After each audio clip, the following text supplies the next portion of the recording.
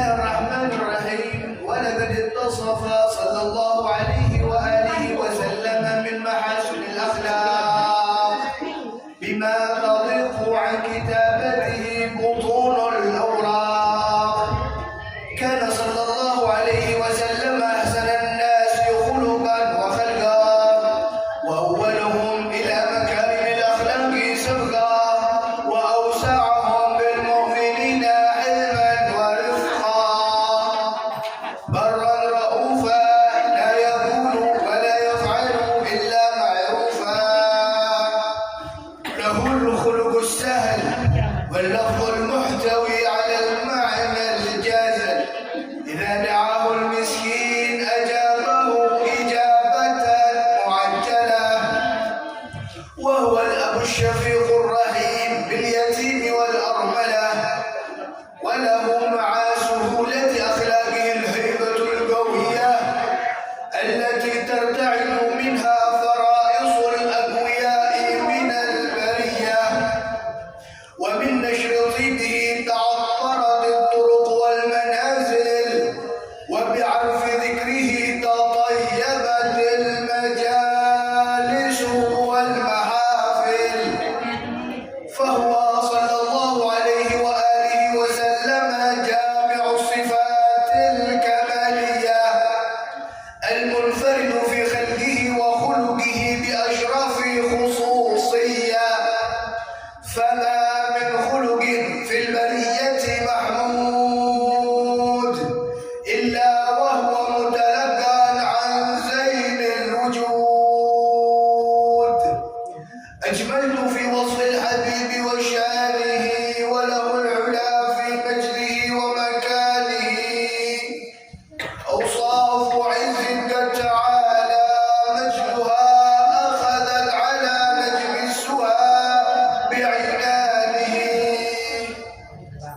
وقد انبسط القلم في تدوين ما أفاده العلم من وقائع مولد النبي الكريم وحكاية ما أكرم الله به هذا العبد المقرب من التكريم والتعظيم والخلق العظيم فحسن مني ومنكم أن نمسك عدة الأقلام في هذا المقام ونقرأ السلام على سيد الأنام السلام عليك أيها النبي ورحمة الله وبركاته السلام عليك أيها النبي ورحمة الله وبركاته السلام عليك أيها النبي ورحمة الله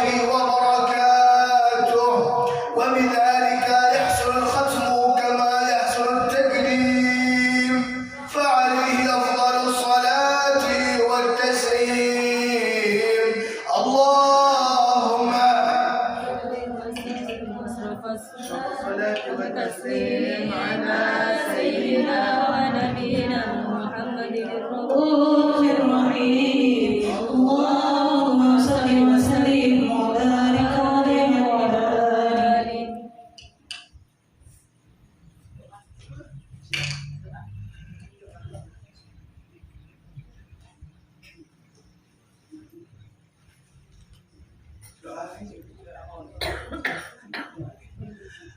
بسم الله الرحمن الرحيم ولما نضب الفكر من درائل الأوصاف المحمدية عقودا توجهت إلى الله متوسلا بسيدي وحبيبي محمد صلى الله عليه وآله وسلم أن يجعل سعي فيه مشكورا وفعلي فيه محمودا وأن يكتب عملي في الأعمال المقبولة وتوجهي في التوجهات الخالصة والصلات الموصولة اللهم يا من إليه تتوجه الآمال فتعود ظافرة وعلى باب عزته تحط الرحال فتغشاها منه الفيوضات الغافرة نتوجه إليك بأشرف الوسائل لديك سيد المرسلين المرسلين عبدك الصادق الأمين سيدنا محمد الذي عمت رسالته العالمين، أن تصلي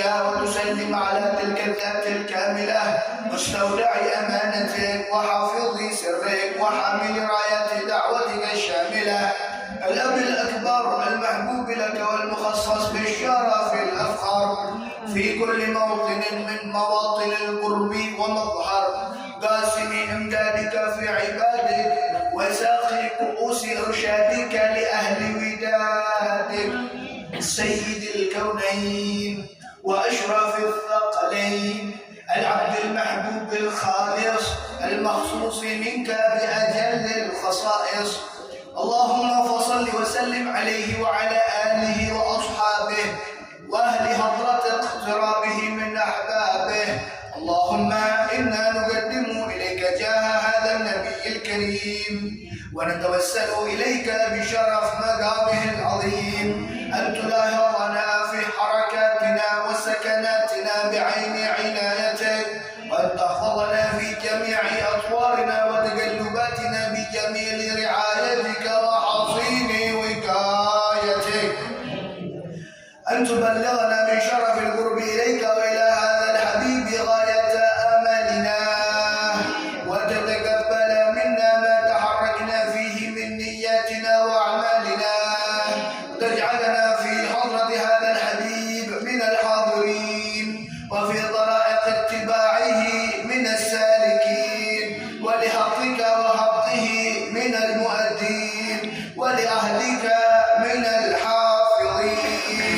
اللهم إنا لنا أطماعا في رحمتك الخاصة فلا تحرمنا، وظنونا جميلة هي وسيلتنا إليك فلا تخيبنا، آمنا بك وبرسولك وما جاء به من الدين، وتوجهنا به إليك مستشفعين أن تقابل المذنب منا بالغفران، والمسيء بالإحسان، والسائل بما سأل، والمؤمل بما أمل، وتجعلنا ممن نصر هذا الحبيب وواسره وواله وظاهره، عم ببركاته وشريف وجهته أولادنا ووالدينا وأهل قطرنا ووادينا وجميع المسلمين والمسلمات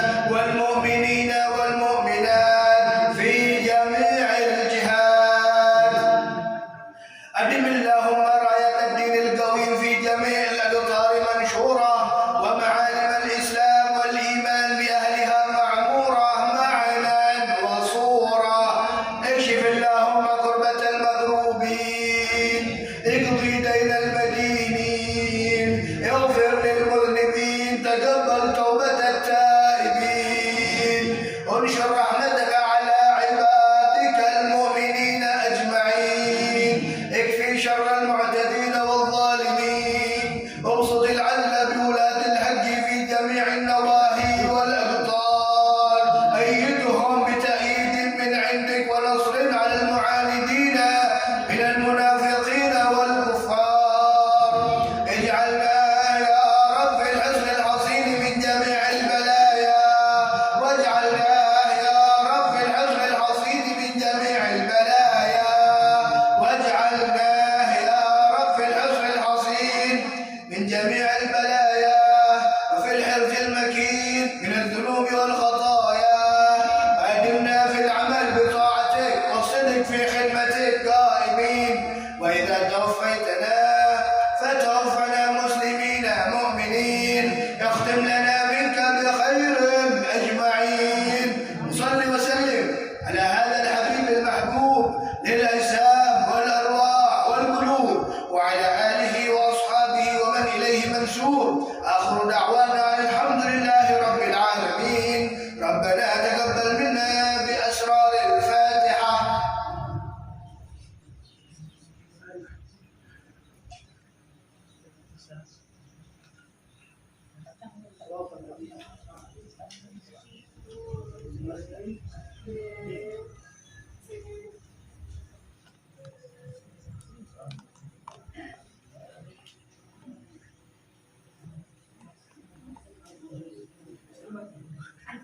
Bismillahirrahmanirrahim.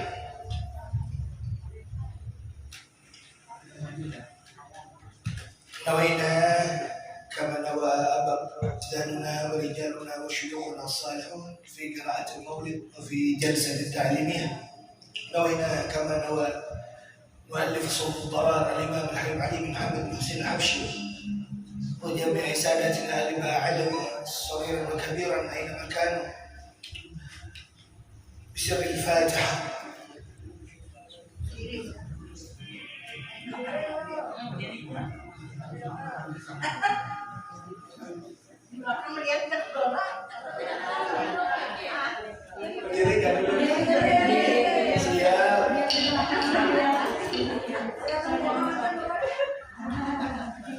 Bismillahirrahmanirrahim. Assalamualaikum warahmatullahi ta'ala wabarakatuh. Waalaikumsalam warahmatullahi wabarakatuh. Alhamdulillah. Alhamdulillahilladzi bini'matihi tatimmu shalihat. Wassalatu wassalamu ala khairil bariyat sayyidina Muhammadin akmali ahli al-ardin was-samawat wa ala alihi wa sahbihi wa man tabi'ahum bi ihsan ila yaumil ma'ad. Subhanaka la ilma lana illa ma 'allamtana innaka antal alimul hakim wa tub 'alaina innaka antat tawwabur rahim. Allahumma 'allimna ma yanfa'una wanfa'na bima 'allamtana wa zidna 'ilma. Allahumma arina al-haqqa haqqan warzuqna ittiba'ah wa arina al-batila batila warzuqna ijtinabah. Ij'alna mimman yastami'una al-qawla fayattabi'una ahsanah. Adkhilna birahmatika ya arhamar rahimin ya arhamar rahimin ya arhamar rahimin. Amma ba'du, hadratul mukarramat, segenap pengajian Majelis Taklim Nurul Mustafa, para hadirat, para bunda yang Allah muliakan, semoga dengan kehadiran ibu-ibu, adik-adik yang hadir di tempat ini, semoga hajat kita seberatan dikabulkan oleh Allah. Amin. Semoga tidak suaranya, tegangannya. Bismillah. Haji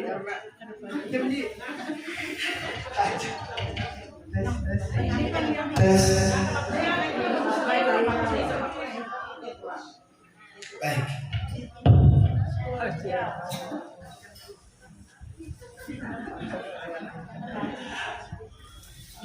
Semoga Allah Subhanahu wa ta'ala selalu melindungi kita, memberkahkan kita, mengabulkan hajat kita, mengampuni dosa kita. Semoga Allah Subhanahu wa ta'ala jadikan kita yang hadir di tempat ini nanti akan bertemu Ibunda Khadijatul Kubra di surganya Allah. Amin ya rabbal alamin. Tak ada suatu ucapan yang paling pantas untuk kita ungkapkan di tempat ini melebihi dari rasa syukur kepada Allah. Syukur atas apa yang telah diminta oleh kita dan dikabulkan oleh Allah. Syukur terkait dengan nikmat yang belum pernah kita minta, bahkan belum pernah terbesit dalam hati kita, tapi Allah memberikan kepada kita. Allahumma latafta bina qabla kaunina wa nahnu lil-lutfi ghairu muhtajin. Ya Allah, Engkau dengan maha lembutmu selalu memanjakan, selalu memberikan kenikmatan, selalu memberikan suatu kebahagiaan yang kita tak pernah minta sebelumnya. Sehingga ya Allah, dengan maha lemah lembutmu, semoga apapun yang kita minta Engkau kabulkan ya Allah. Amin ya rabbal alamin. Alhamdulillah atas limpahan nikmat yang Allah berikan kepada kita, sehingga di dalam hati kita masing-masing tumbuh rasa ikatan yang begitu kuat kepada baginda Muhammad. Alhamdulillah, Allah Subhanahu wa Ta'ala telah memuliakan kita. Tidak ada hari yang kita lewatkan bersama maupun bulan yang Allah putarkan di dalam kehidupan kita sehari-hari kecuali kita melihat adanya kemuliaan Nabi Muhammad. Bahwa di bulan Rajab seakan adalah suatu hari raya bagi segenap umat Muhammad yang mencintai beliau, sehingga tak ada suatu masjid, satu surau, satu rumah kecuali mereka berbondong-bondong berbahagia karena adanya suatu perjalanan yang begitu mulia dari baginda Muhammad dengan Isra dan Mi'raj. Melalui proses bulan Rajab yang penuh dengan keindahan, akhirnya kita berada di bulan Sya'ban yang kembali lagi kita akan menemukan kemuliaan Nabi Muhammad SAW. Bahwasanya tidak ada suatu hari ataupun suatu saat di dalam bulan Sya'ban ini kecuali amalan yang terbaik adalah bersalawat kepada baginda Muhammad. Karena bulan Sya'ban adalah bulan yang diturunkan oleh Allah ayat yang begitu besar yang menerangkan tentang siapa zat yang bersalawat kepada Nabi Muhammad. Kalau tidak Allah Subhanahu wa Ta'ala dengan ucapan Allah, innallaha wa malaikatahu yusallun Nabi. Di bulan Rajab kita bersama melihat kemuliaan Nabi Muhammad. Akhirnya begitu pula selanjutnya di bulan Ramadan, selanjutnya di bulan Syawal dan seterusnya kita akan melihat suatu pemberian yang begitu besar yang Allah berikan kepada kita bukan karena diri kita, bukan karena keistimewaan kita, bukan karena penghambaan kita kepada Sang Khaliq. Tak lain dan tak bukan, ini adalah berkah Nabi kalian Muhammad. Sehingga Nabi Muhammad SAW apa yang diucapkan oleh Sahibul Burdah, bi akramir rusli kunna akramal umami, bahwasanya ketahuilah umat Nabi Muhammad adalah umat yang paling banyak ibadahnya. Kenapa paling banyak ibadahnya? Karena bukan karena umur, bukan karena kekuatan, karena Allah yang memberikan limpahan anugerah demi anugerah kepada umat Nabi Muhammad SAW dengan adanya Lailatul Qadar, dengan adanya Id, dengan adanya Ramadan, dengan adanya Sya'ban, dengan adanya bulan-bulan yang mulia tersebut. Karena suatu pemberian tadi, karena ikatan kuat kita kepada siapa? Kepada seorang yang paling baik ibadahnya, Nabi Muhammad.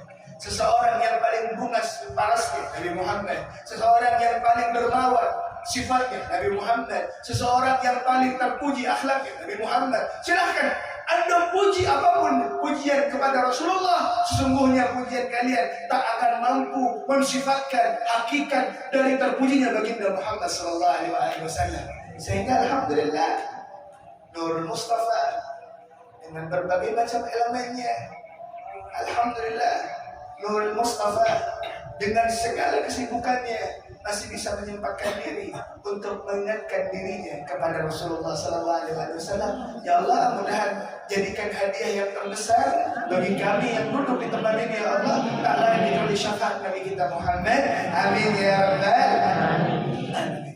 Maka dari itu para hadirat, bunda-bunda yang dimuliakan oleh Allah, sesungguhnya adanya Nabi Muhammad itu sebagai jembatan kita menuju Allah. Adanya Rasulullah Sallallahu Alaihi Wasallam sebagai makna rahmat yang Allah turunkan. Ma arsalnaka illa rahmatan lil alamin. Suatu jembatan yang paling lurus, yang paling nyaman, yang paling ringkas untuk mendapatkan ridhonya Allah. Qul in kuntum tuhibbunallah fattabi'uni yuhibbukum Allah. Sehingga kita ketahui bersama bahwasanya tidaklah ada suatu nafas yang keluar dari diri kita maupun suatu gerakan yang kita jalankan, suatu makanan yang kita konsumsi, suatu rezeki yang kita nikmati, kecuali itu min mahdhi judi. Itu adalah suatu pemberian dari Allah. Sehingga alhamdulillah struktur tulang dari ujung rambut ke ujung kaki.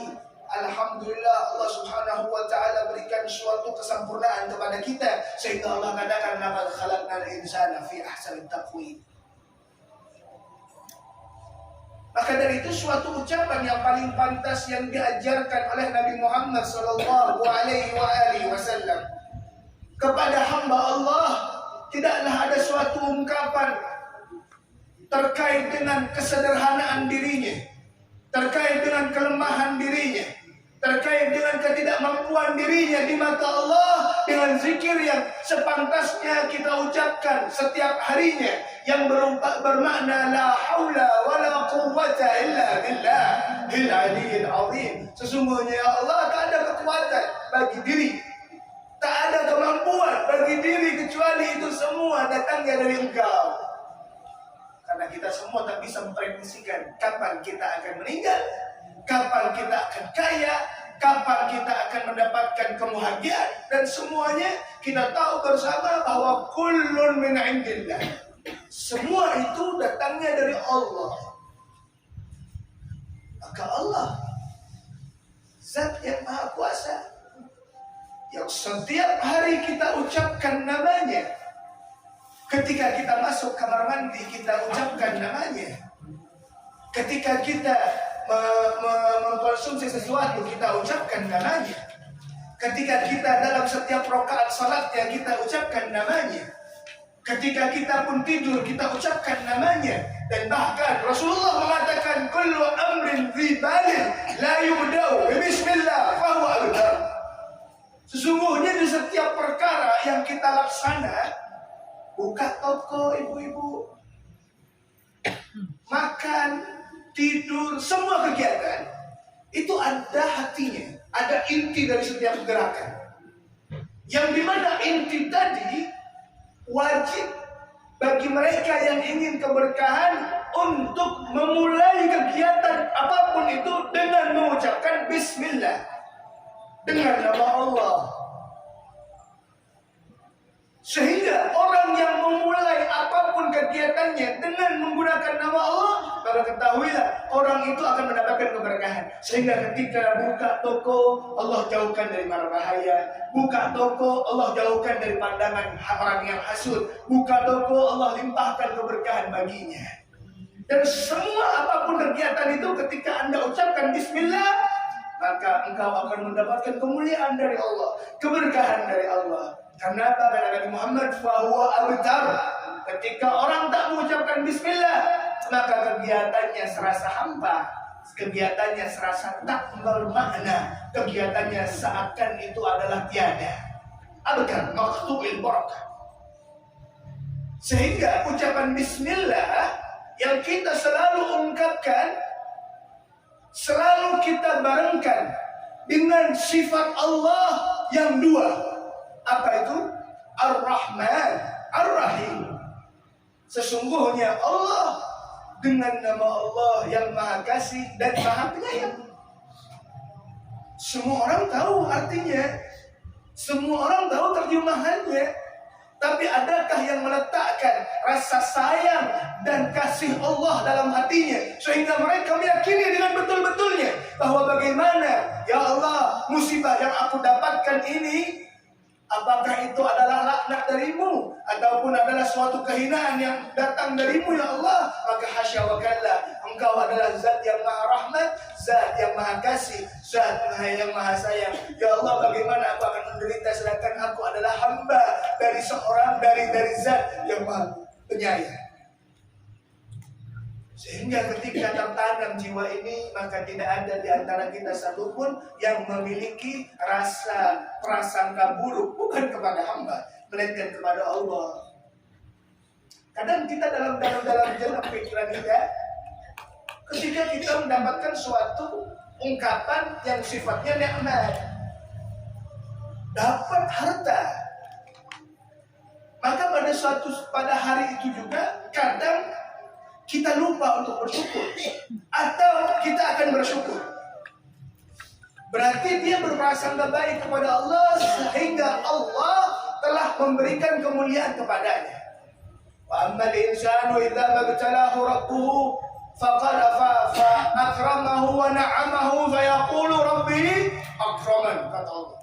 Allah sindir 1400 tahun lalu lamanya.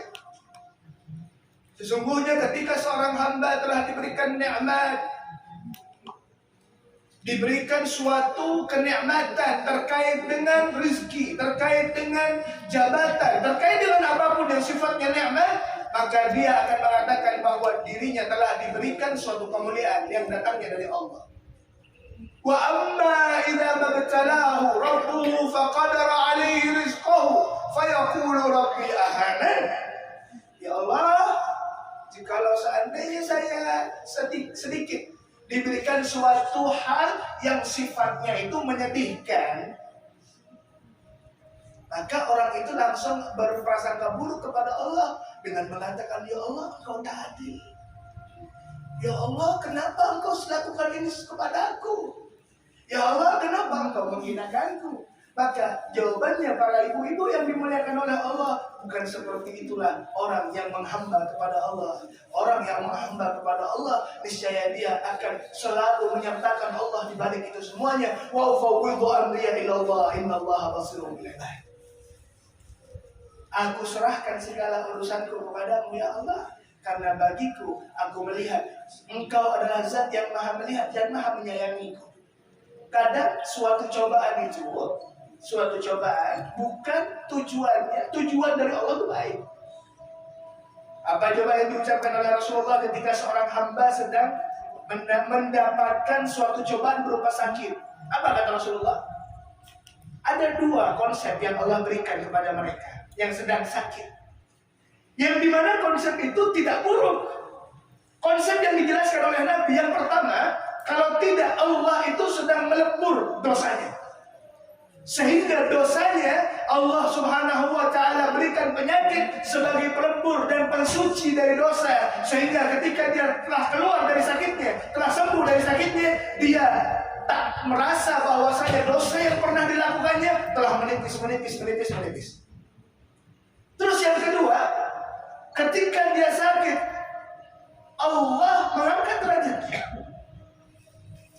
Tiap sakit dia akan bersabar, dia akan mengatakan, ya Allah, as-sabr. Ya Allah, ini merupakan suatu pemberian darimu. Bagaimana aku akan tolak ini, sedangkan aku tahu bahwa aku tidak bisa kemana-mana kecuali kembali ke jalanmu, ya Allah. Itu suatu hal yang perlu untuk direkam dan diresapi dalam hati dengan cara apa? Hidupkan hati kita. Kalau seandainya tidak seperti itu, coba kita bayangkan apa yang akan kita lalui bersama, apa yang akan kita laksanakan bersama, apa yang akan kita ibadahi secara bersama terkait dengan bulan puasa ini. Apa yang diucapkan oleh Allah? Bahwasanya puasa itu adalah suatu ibadah yang tak terlihat rekamannya. Puasa bukan gerakan. Sebagaimana yang kita tahu bersama bahwasanya ibadah selain dari puasa adanya bentuk, adanya suatu gerakan yang bisa dilihat. Betul atau tidak? Betul. Anda akan laksanakan sholat yang dimana sholat dimulai dengan takbiratul ihram, Allahu Akbar, adalah suatu gerakan yang bisa disaksikan. Begitu pula Anda bisa bersedekah, ada suatu gerakan yang bisa disaksikan. Ibadah haji, mengeluarkan zakat, bahkan syahadat pun akan terlihat suatu bentuk dari pergerakan tadi. Kecuali puasa. Puasa gerakan ataupun suatu bentuk ibadah yang sifatnya menahan diri, tak terlihat. Makanya kata Rasulullah itu bahwasanya semua amal baik itu akan dilipat gandakan oleh Allah pahalanya, kecuali puasa. Puasa tak bisa terbentuk, tak bisa terlihat, tak bisa diprediksikan oleh baginda Muhammad berapa nilai dari pahala yang diberikan oleh Allah kepadanya. Melainkan apa kata Allah, fa inna shauma li wa ana ajzi. Dia melakukan puasa itu untuk Allah, Sehingga Allah lah yang paling berhak untuk melipat gandakan, sehingga tidak ada satu makhluk pun yang mengerti berapa banyak lipatan ganda pahala yang Allah berikan kepadanya. Kenapa ibu, bapak satu?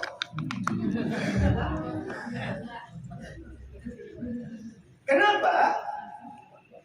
Karena puasa itu bentuk pengorbanan diri. Anda berkorban, yang dimana kamu itu akan biasa melakukan keseharianmu dengan senang hati, memakan apapun yang engkau inginkan. Engkau akan duduk mesra bersama suami ataupun istrimu. Engkau bisa melakukan apapun, sehingga engkau korbankan itu semua hanya karena perintah Allah. Adalah bentuk penghambaan diri kepada Allah. Coba bayangkan, Bapak Ibu yang dimuliakan oleh Allah itu dari subuh dia mulai dan mengatakan, ya Allah, aku niat berpuasa untukmu. Aku niat menahan rasa laparku. Aku niat menahan rasa hawa nafsuku dan semuanya. Ya Allah, aku serahkan ini sebagai pengorbananku untukmu. Dan Allah tak meminta banyak. Allah meminta bagaimana engkau bisa melaksanakan ibadah itu sehingga engkau selalu terkait dan terikat kepada Allah. Sehingga dalam puasalah mengajarkan bahwasanya seorang hamba tak akan menjadi hamba yang bahagia kecuali hamba itu selalu berikatan kepada Allah. Karena saya ucapkan, apa yang saya ucapkan sering, bahwa kebahagiaan itu adalah masalah rasa, bukan dikaitkan dengan benda ataupun apapun. Rasa, dan rasa yang paling besar terkait dengan kebahagiaan ketika dia berkaitan dengan Allah. Ya Allah, keluar, tahan rasa lapar, sehingga Allah Subhanahu wa Ta'ala telah bahkan wallahi para surga-surga itu, penduduk surga, bahkan surganya yang diucapkan oleh Allah, innal jannata la tatazayyan, bahwa surga itu sudah menyambut dengan merapikan segala perabotan yang ada di surga hanya untuk siapa yang bisa melaksanakan puasanya kepada Allah. Saya tanya lagi, kenapa ibadah puasa? Karena pengorbanan. Ayo pengorbanan, coba sedikit sakit untuk Tuhan kita. Yang dimana kalau kita lihat Bapak Ibu, apa yang diucapkan oleh seorang anak dari milioner, anak sultan, Ibunda Aisyah radhiyallahu taala. Ibunda Aisyah ketika beliau berkeluarga dan masuk dalam ruang lingkup Rasulullah sallallahu alaihi wasallam, apa yang diucapkan oleh beliau? Ma syari'a Muhammadin yaumaini mutatabi'ain. Kata beliau, seorang milioner itu dia mengatakan bahwa di dalam rumah Rasulullah selama aku hidup bersamanya, aku tak pernah merasakan 2 hari berturut-turut kenyang. Jadi maksudnya apa? Kalau hari ini kenyang berarti besok harus puasa, harus tidak makan. Bukan karena apa? Bukan karena tidak adanya, bukan karena beliau ingin bertawajuh sehingga beliau beribadah dengan niat meninggalkan makanan. Jawabannya tidak makanan sama sekali di rumahnya Rasulullah. Sehingga tahan rasa lapar. Tujuannya apa Ibu? Kalau seandainya ditanya kenapa Habib adanya syariat puasa, apa hubungannya, apa tujuannya, apa harus karena diet Beb? Oh, biasanya kalau bunda-bunda ini kalau puasa tambah berat badannya. Karena satu, yang pertama Bu ya,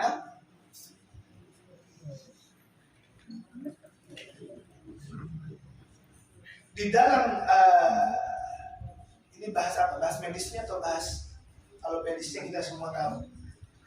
Satu hal itu, bahwa makanan itu yang kita makan, ada saatnya para ulama pernah dengar khalwah, pernah dengar kadang makan hewan yang bernyawa, makanan yang bernyawa, puasanya ada puasa mutih, bahkan ada yang puasanya puasa dahar atau puasa Daud 1 hari puasa 1 hari kada, atau dahar itu puasa semuanya. Tujuannya satu, itu melatih porsi tubuh, batang tubuh ini. Kenapa saya katakan seperti itu? Karena dalam diri manusia itu ada 2 konsep terkait dengan hawa nafsu dan kalbu. ataupun ruh dan jasad. Ketika seseorang itu sungguh dia adalah orang yang giat beribadah, itu bukan karena kekuatan badannya. Saya katakan seperti itu karena coba kapan-kapan lihat di masjid-masjid itu, yang paling banyak yang sholat jamaah di sana adalah orang tua. Anak-anak tuanya kan tidak. Padahal kalau dilihat yang berpotensi sakit-sakitan kan orang tua. Tapi kenapa mereka lebih semangat, lebih bisa untuk melaksanakan ibadahnya melebihi dari anak mudanya? Itu menandakan bahwa kekuatan ruh di dalam ibadah lebih dominan daripada jasad. Seperti itu konsepnya. Sehingga Bapak Ibu yang dimuliakan oleh Allah, dianjurkan bahkan untuk menjaga kejernihan hati, dianjurkan untuk mengurangi porsi makan. Karena ketika porsi makan meningkat, ada dua hal yang akan terjadi. Kalau tidak, orang ini cenderung akan tidur terus. Kalau tidak, hawa nafsunya akan memuncak.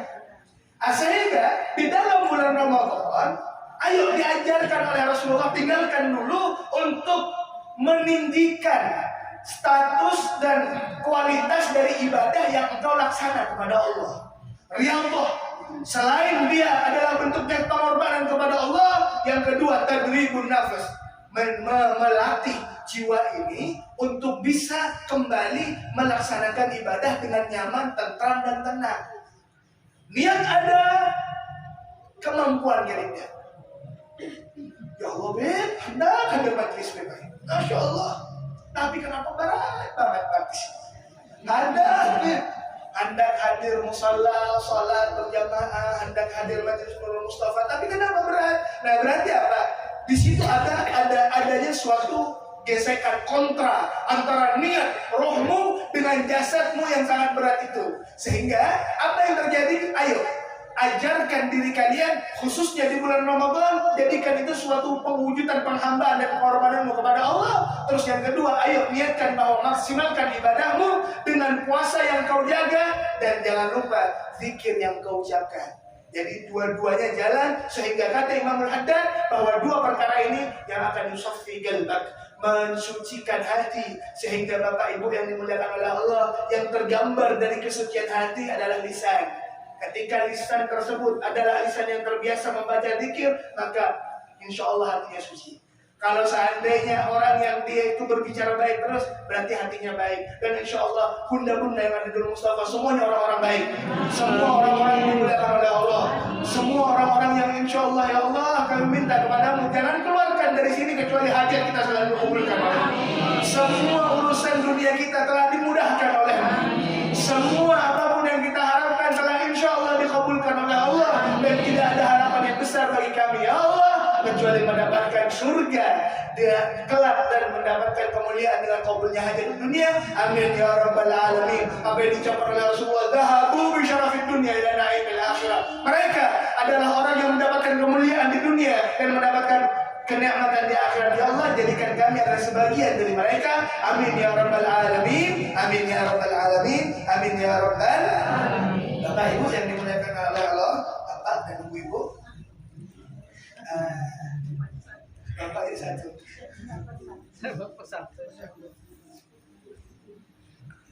Jadi jelas bahwasanya ayo semangat, jadikan bentuk pengorbanan yang kita lakukan itu di bulan Ramadan merupakan suatu hal yang pantas untuk kita kerjakan.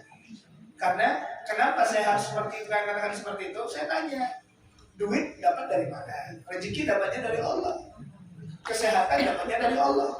Kemuliaan dapatnya dari Allah. Maka carilah kebahagiaanmu, kemuliaanmu, rezekimu, semua di jalan Allah dengan sedikit melakukan pengorbanan.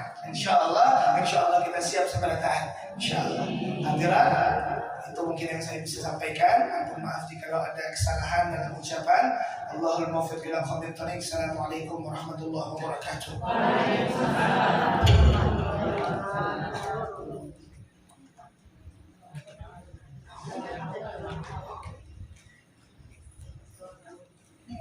Bismillahirrahmanirrahim. Alhamdulillahirabbil alamin.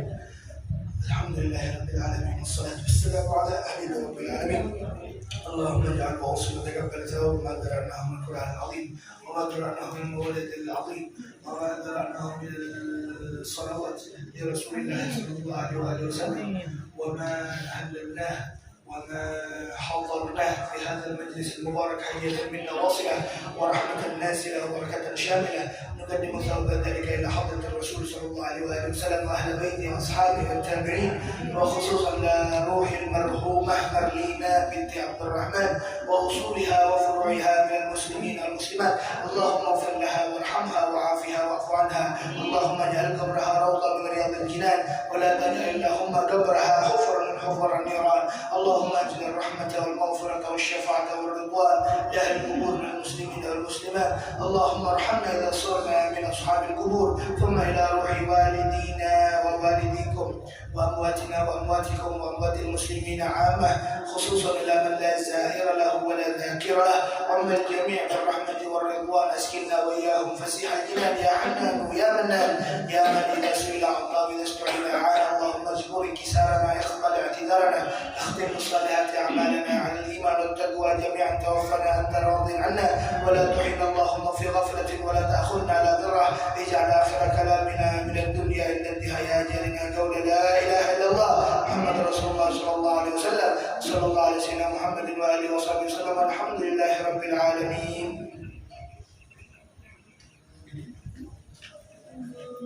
اللهم صل وسلم وبارك عليه وعلى آله. سعدونا في الدنيا فوزونا في الأخرى بخادجة الكبرى وفاطمة الزهراء. سعدونا في الدنيا فوزونا